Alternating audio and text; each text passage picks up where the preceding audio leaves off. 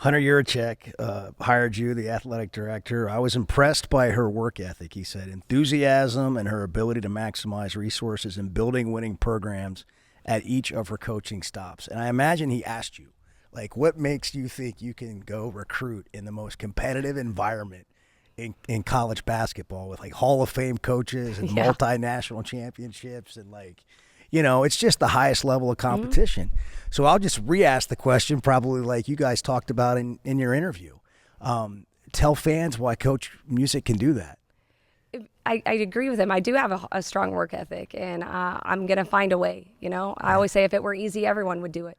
I know it's not going to be easy.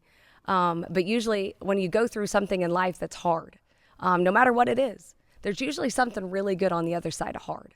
But not everyone's willing to push through the hard. And I think that's one thing I try to instill in my players as well is a lot of times in life you hit the hard and you stop or it knocks you down. But what are you going to do to get past the hard, to get to that something really good, something really great, something rewarding? And you got to push through the hard. And I think that stops a lot of people in life.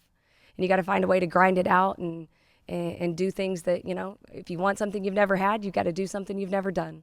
So I have a bunch of one-liners that I also like to use. But I think one thing I've also been able to do at my previous stops is we might not have always had the most, but sometimes you got to take a little and turn it into more.